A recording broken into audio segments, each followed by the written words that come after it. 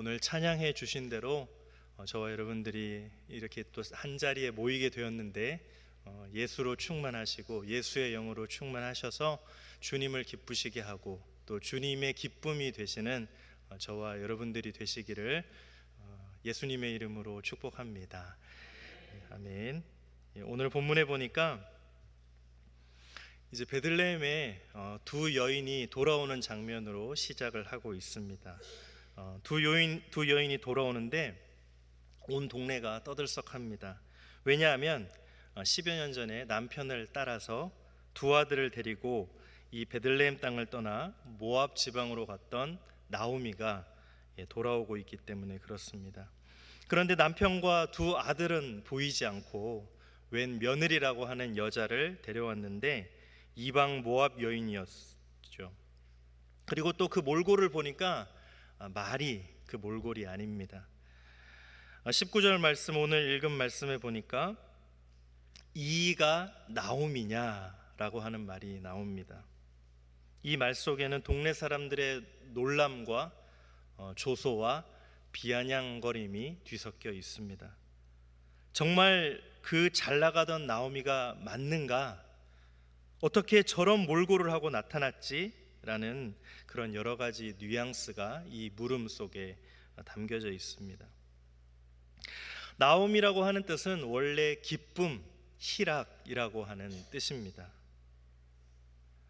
그런데 현재 그녀를 보면 희락이나 기쁨은 전혀 찾아볼 수가 없습니다. 그래서 나오미는 자신의 이름을 더 이상 기쁨이나 희락을 뜻하는 나오미라고 부르지 말고 그 대신에 뭐라고 부르라고 합니까? 마라라고 불러라. 마라. 이스라엘 백성들이 홍해를 건너고 광야로 들어가서 목이 말랐을 때 처음 만나게 된 물이 바로 이 마라라고 하는 물입니다. 무슨 물일까요? 쓴물입니다. 쓴물. 괴롭다라는 뜻입니다. 나를 이제부터는 마라라고 불러라 라고 하는 말 속에는 그녀의 인생은 지금 아주 쓰디쓴 인생, 괴로운 인생, 숨막히는 인생, 절망의 골짜기에 서 있는 인생이었음을 우리는 짐작해 볼 수가 있습니다. 도대체 그동안 그녀에게 무슨 일이 일어났던 것일까요? 1장 1절의 말씀을 보면 베들레헴에 갑자기 흉년이 들어서 모압으로 떠나게 되는 모습이 나옵니다. 여러분, 베들레헴이라고 하는 뜻이 뭡니까? 베들레헴? 베이트레헴이라고 합니다. 베이트는 집이라는 뜻이고 레헴은 떡, 빵, 그런 뜻이죠. 그러니까 무슨 합성어로 하면 어떻게 돼요? 떡집, 빵집이라는 뜻입니다.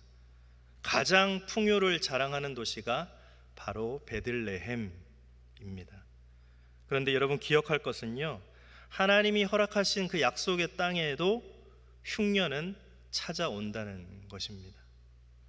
하나님의 백성에게도 반드시 그 인생에 있어서 흉년은 찾아온다는 것이죠.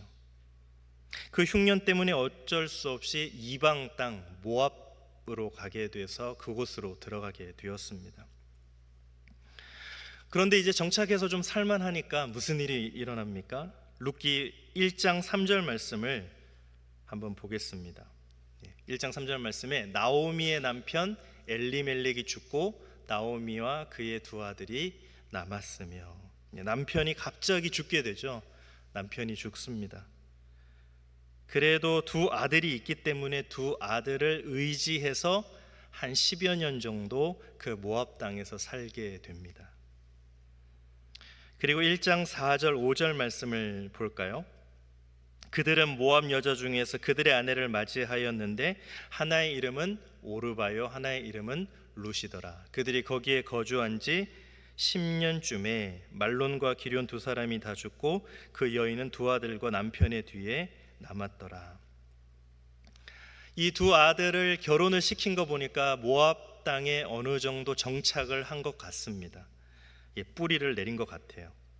그런데 며느리를 맞이해서 손주를 보기도 전에 이 두 아들이 동시에 죽게 됩니다. 참 기구한 인생이죠.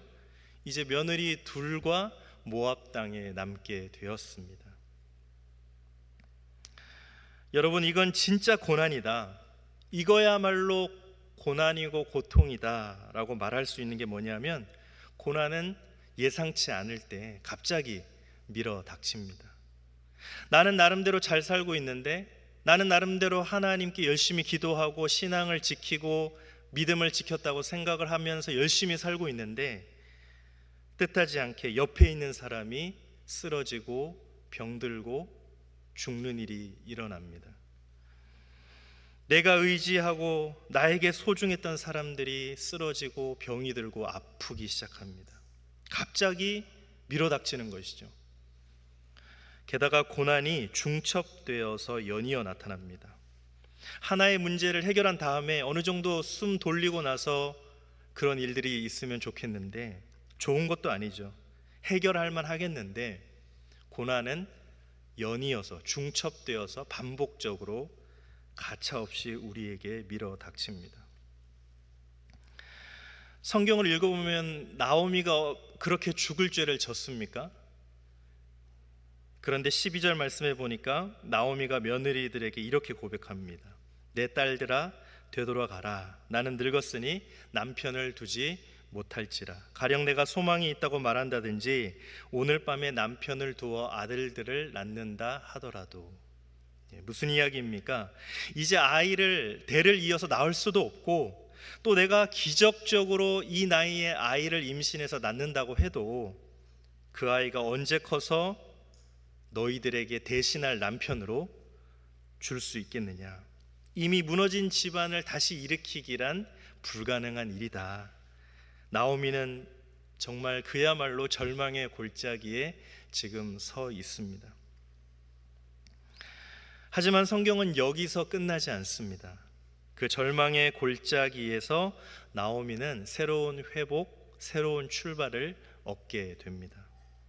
아니, 절망의 골짜기에서만, 절망의 골짜기에 서본 사람만이 누릴 수 있는 참된 회복을, 희망을 나오미가 얻게 됩니다. 고난에 대해서 설명을 해주고 해석을 해주고 그런 것도 중요하지만, 더욱더 중요한 것은 그 이후에, 고난을 맞이한 이후의 일이겠죠. 나오미가 이 절망의 골짜기에서 과연 무엇을 얻었을까요? 먼저는요, 하나님에 대한 원망과 불평을 얻게 됐습니다. 어불성설이죠. 말이 안 되죠. 도저히 이해할 수 없는 고난이 찾아왔을 때, 또 그 고난이 전혀 끝날 기미가 보이지 않을 때, 괴로울 때, 결국 여러분은 누구를 원망하게 됩니까? 바로 하나님이죠. 나오미의 고백을 한번 들어보시기 바랍니다. 1장 13절 말씀입니다. 우리 한번 같이 읽어볼까요? 시작. 너희가 어찌 그들이 자라기를 기다리겠으며 어찌 남편 없이 지내겠다고 결심하겠느냐. 내 딸들아 그렇지 아니하니라. 여호와의 손이 나를 치셨으므로 나는 너희로 말미암아 더욱 마음이 아프도다 하미. 네. 여호와께서 어떻게 하셨다고요?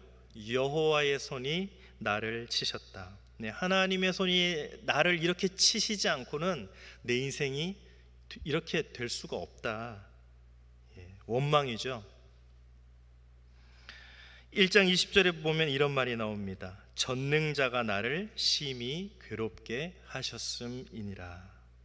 모든 것을 알고 계시고 모든 것을 하실 수 있는 하나님, 전능자시죠.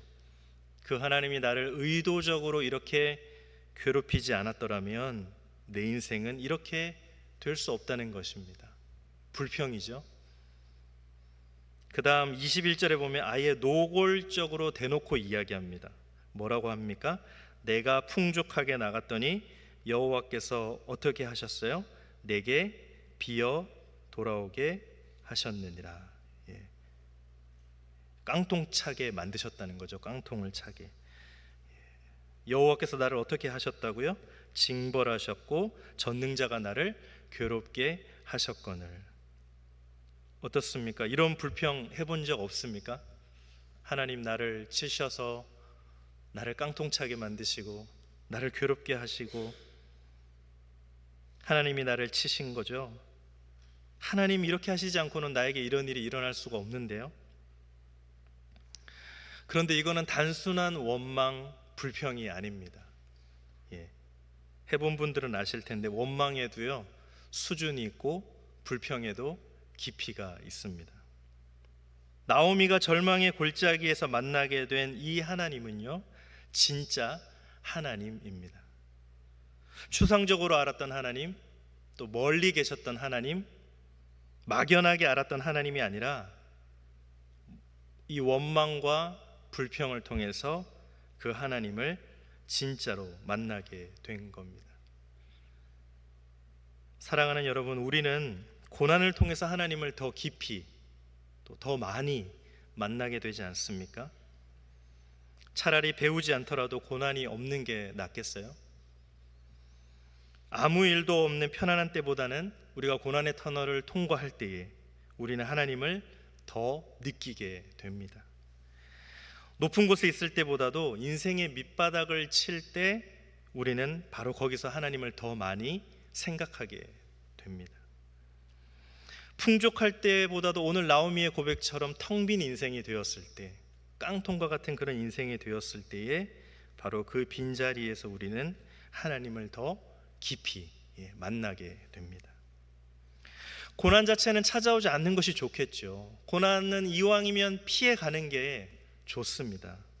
그렇지만 고난이 찾아와도 우리가 그 고난 가운데 있어도 절망의 골짜기에 서 있어도 우리에게 유익한 이유는 하나님에 대해서, 그 자녀들이 아버지에 대해서 더 깊이 더 가까이 알고 만나게 된다고 하는 것입니다. 오늘 이 나오미의 원망과 불평 속에는 나의 삶을 이렇게 만드신 분, 나의 삶을 이렇게 치셔서 밑바닥을 경험하게 만드신 바로 그 하나님께서 내 삶을 회복시키실 것이라는 기대감이 그 속에 들어 있습니다. 나를 치신 손이라고 원망하지만 나를 치신 그 손이 바로 회복의 손이라는 것을 인정하게 되는 것입니다. 바로 그 하나님만이 내 텅 빈 인생을 참된 것으로, 진짜 풍요로운 것으로 채워주실 것이라고 하는 그런 갈망이 이 원망과 불평 속에 지금 담겨 있는 것입니다. 두 번째로, 절망의 끝에서, 이 절망의 골짜기에서 나오미는 무엇을 얻게 되었을까요? 며느리 룻을 얻었습니다. 하나님은 모압 여인 룻을 나오미에게 붙여주셨습니다. 오늘 14절 말씀을 한번 볼까요? 같이 한번 읽겠습니다. 시작. 그들이 소리를 높여 다시 울더니 오르바는 그의 시어머니에게 입맞추되 룻은 그를 붙쫓았더라. 이 붙쫓았다라는 말은 단순히 추종하다, 뒤따르다 그런 뜻이 아니고 껌처럼 아예 딱 달라붙어서 가는 겁니다. 딱 붙어서 아예 매달려 가는 거죠. 누가요? 며느리 룻이 시어머니 나오미를 그렇게 따라갔다라고 하는 것입니다. 여기 며느리 분들 계실 텐데 시어머니에게 이렇게 껌처럼 딱 달라붙어서 가고 싶으세요? 왜 그렇게 며느리 룻이 시어머니 나오미를 따라갔을까? 무슨 희망이 있었을까요? 무슨 기대감으로 그렇게 껌처럼 딱 달라붙어서 갔을까요? 하나님이 붙여주신 거죠. 누구를 위해서요? 나오미를 위해서. 그래서 사실 이 룻기는 주인공이 룻이 아니라 나오미라고 해도 과언이 아닙니다. 룻기라고 이름 붙여져 있지만 사실 이거는 나오미라고 써야 되는 것이죠. 나오미를 위해서 하나님이 룻을 붙여주신 것입니다. 16절과 17절에 보면 나오미 나오는 16절과 17절에 나오는 룻의 신앙 고백이 나옵니다.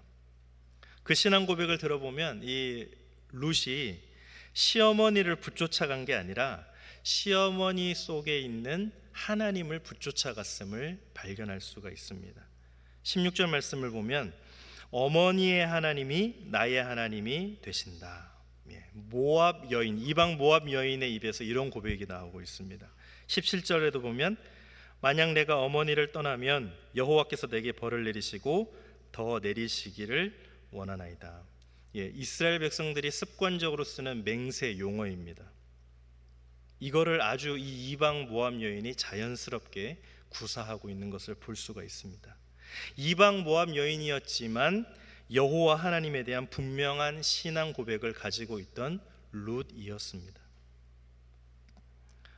나오미는 적어도요 누굴 얻었습니까? 며느리 룻. 하나님이 주신 거지만, 하나님이 붙여주셨지만 며느리 룻을 얻었습니다.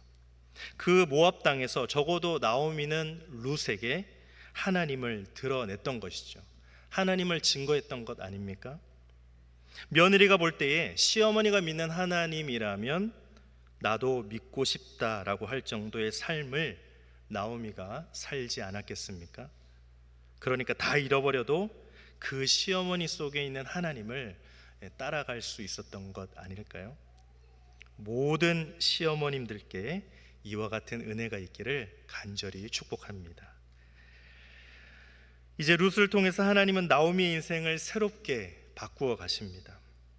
룻을 통해서 나오미의 집안이 회복되고 나오미의 노년의 봉양자를 얻도록 하십니다.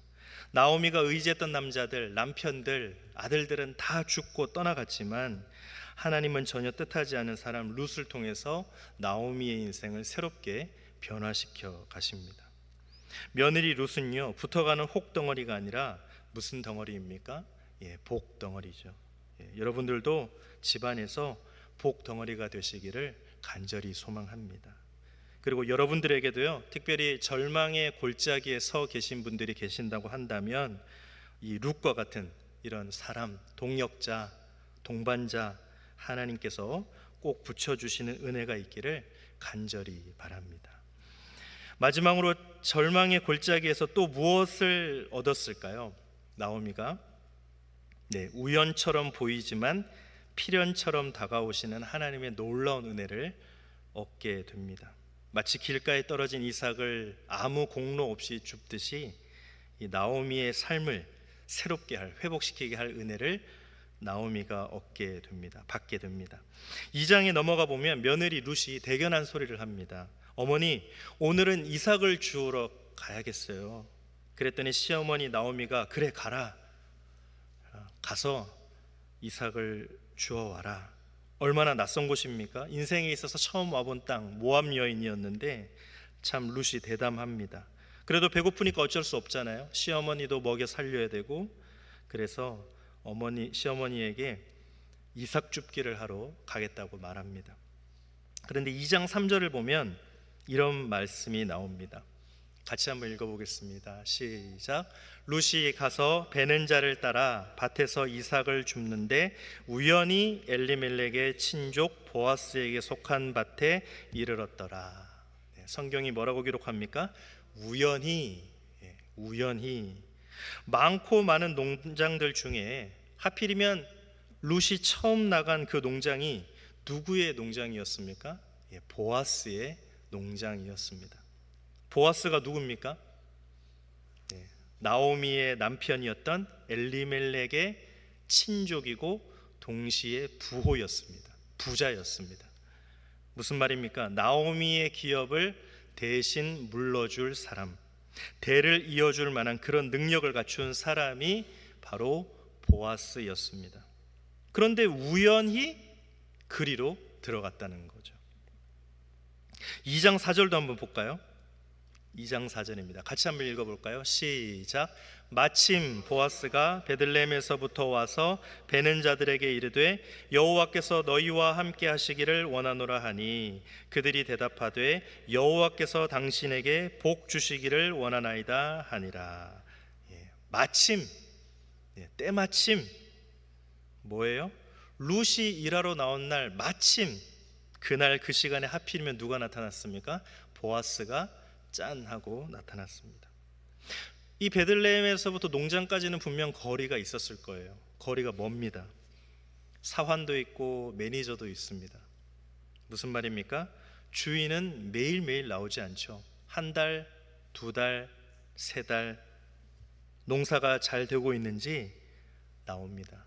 그런데 마침 그날 보아스가 짠 하고 나타난 것이죠. 다 우연이죠. 여러분 어떻습니까? 왜 하필이면 보아스의 농장입니까? 왜 하필이면 그날 보아스가 나타납니까? 그리고 왜 보아스의 눈에 유독 룻이 들어옵니까?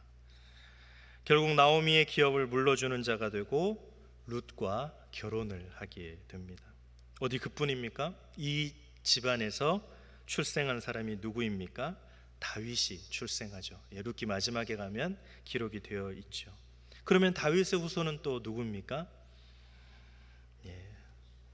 참 기구한 인생이죠. 어떻게 이런 인생이 있나? 그런데 보아스와 룻의 집안을 통해서 다윗이 출생합니다. 믿음의 계보가 이어지고요, 구속사의 계보가 이어지고 있는 것입니다. 하나님은요, 전혀 뜻하지 않은 한 사람을 통해서 이와 같은 은혜의 역사를 일으키십니다. 모든 것이 우연인 것처럼 보이지만 하나님의 필연이었습니다. 사랑하는 여러분, 지금 절망의 골짜기에 서 계신 분이 계십니까? 물질 때문에, 또 건강 때문에, 때로는 직장과 사람, 또 자녀들, 또 여러 가지 문제로 지금 절망의 골짜기에 계십니까? 그런데 여러분, 이 고난과 절망은 어쩔 수 없이 찾아오는 것이지만 그 절망의 골짜기에 주저앉지 않고 하나님의 희미한 음성이라도 들린다면 그 음성을 따라 주님께로 향하는 그 발걸음, 그것은 내가 내딛어야 할 일입니다. 룻이 그랬죠. 소문을 듣고 그 자리에 주저앉아 있지 않고 확실한 믿음은 아니지만 그 말을 듣고 일어나서 발걸음을 하나님께로, 하나님의 집 쪽으로, 베들레헴으로 옮겼다고 하는 것입니다. 사랑하는 여러분, 절망의 골짜기에서 하나님과 더 가까워지는 은혜가 있기를 간절히 바랍니다. 하나님이 나를 이렇게 만드셨다라고 하는 원망이 그 하나님만이 나를 회복시키실 수 있다라고 하는 희망으로 변화되는 은혜가 있기를 간절히 원합니다. 또 하나님께서 룻과 같은 사람을 여러분들에게 붙여주시기를 바랍니다. 고난의 자리에 주저앉아 있지 말고 기도의 줄을 꽉 붙잡고 그 자리에서 일어나시기 바랍니다. 조금씩이라도 하나님이 신호를 주신다면 그 신호를 향해서 조금씩이라도 움직여 나가시기 바랍니다. 우연과 기적처럼 보이는 그런 일들이 연속적으로 일어나게 될 것이고, 우리는 그것이 하나님의 섭리요 필연이었다는 사실을 깨닫게 될 것입니다. 하나님 그렇군요. 하나님 나만 가지고 그런 게 아니었군요. 나에게만 이렇게 하신 게 아니군요. 나를 통해서 내 가족을, 나를 통해서 우리 교회를, 나를 통해서 우리의 직장을, 나를 통해서 하나님의 나라를 이렇게 회복시키시려고 나를 그렇게 다루셨군요 라는 고백이 저와 여러분들에게 일어날 것입니다. 지금 절망의 골짜기에 서 계신다 할지라도 결국에는 하나님이 주시는 그 놀라운 은혜와 약속으로 희망을 노래하시는 우리 모든 복된 성도님들이 되시기를 예수님의 이름으로 축복합니다. 우리 시간 찬양하고 기도하겠습니다.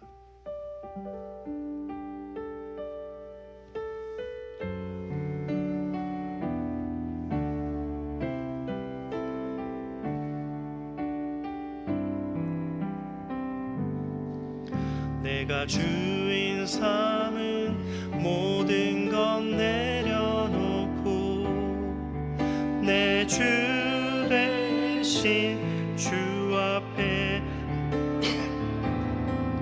내가 사랑했던 모든 건 내려놓고 주님만 사랑해. 내가 주인 삼은 모든 건 내려놓고 내 주 대신 주 앞에 나가 내가 사랑했던 모든 건 내려놓고 주님만 사랑 주 사랑 주 사랑 거친 풍랑에도 깊은 바다처럼 나를 잠잠케 해 주 사랑 내 영혼의 반석 그 사랑 위에 서리 내가 주인 삼은 모든 것 내려놓고 내 주 대신 주 앞에 나가 내가 사랑했던 모든 것 내려놓고 주님만 주 사랑 거친 풍랑에도 주 사랑 거친 풍랑에도 깊은 바다처럼 나를 잠잠케 해 주 사랑 내 영혼의 반석 그 사랑 위에서 주 사랑 거친 풍랑에도 주 사랑 거친 풍랑에도 깊은 바다처럼 나를 잠잠케 해 주 사랑 내 영혼의 반석 그 사랑 위에 우리 마지막으로 주 사랑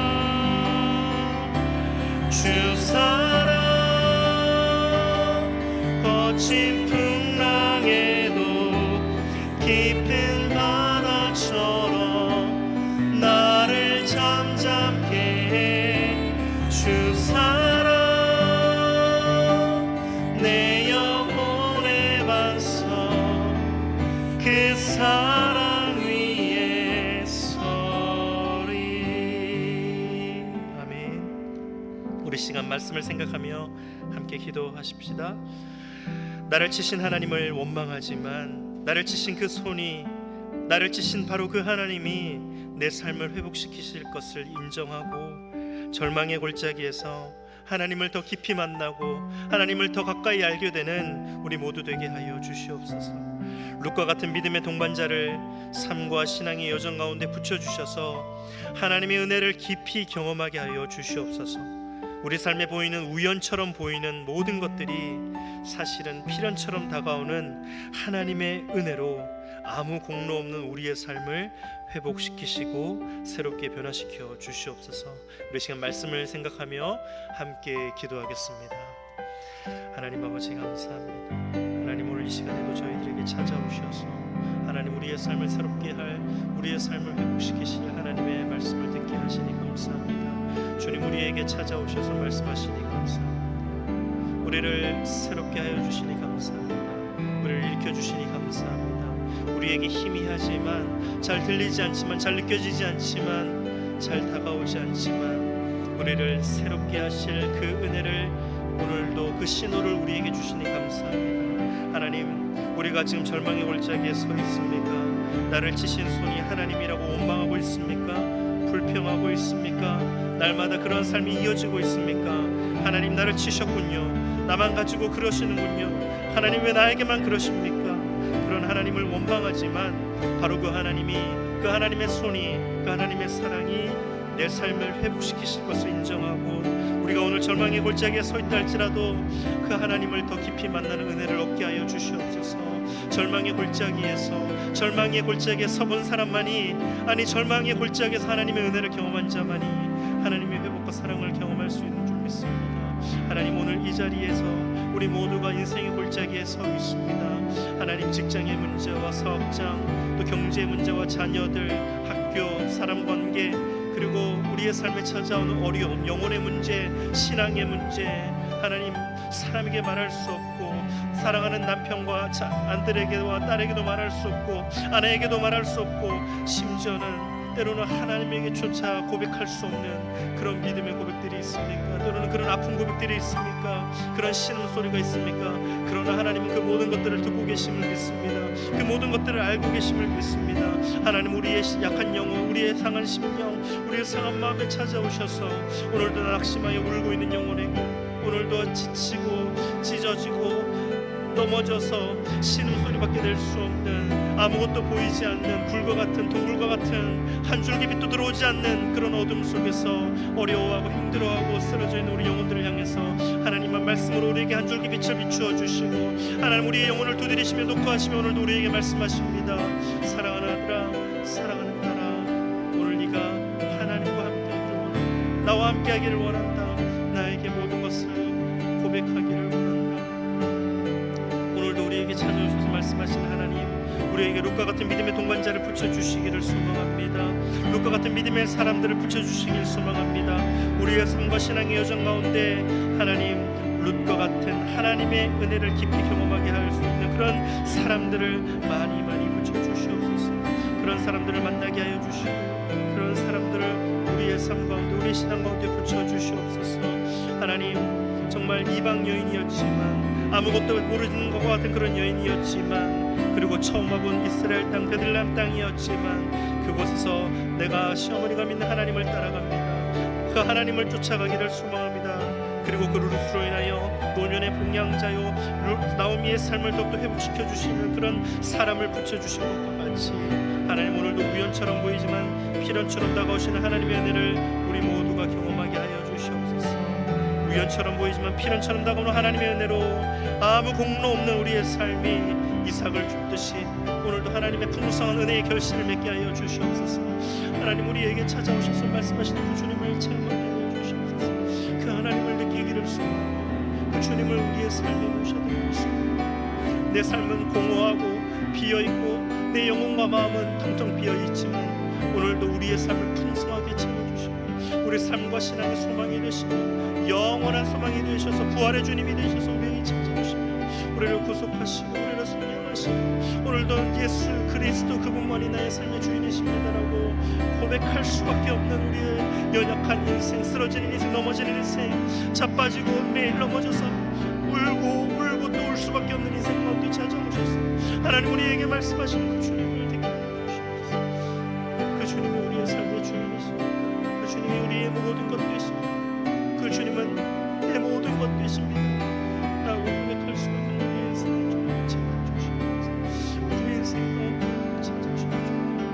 하나님, 연약한 인생을 이렇게 세우시고 불쌍한 인생을 세우시고 찾아주시옵소서. 주님 말씀해 주시옵소서. 이렇게 세워주시고 그 손으로 나를 만져주시옵소서. 터치하여 주시옵소서. 주님, 우리의 아픔을 아시고 느끼시는 주님, 애가 끓도록, 애가 끊어지도록 우리의 아픔을 아시는 주님, 그 모든 것을 아시는 주님 앞에 오늘도 우리의 삶을 내어놓고 기도합니다. 주님, 기도할 때 우리 모든 한국 가운데 소원의 제목 가운데, 마음의 소원의 제목 가운데 주님 함께 하셨습니다. 그때가 언제인지 알 수 없지만, 어느 때 이루어지는지 알 수 없지만, 그 주님을 사랑하고 그 주님께 기도하고 영으로 기도하고 영으로 찬양하는 하나님을 만나고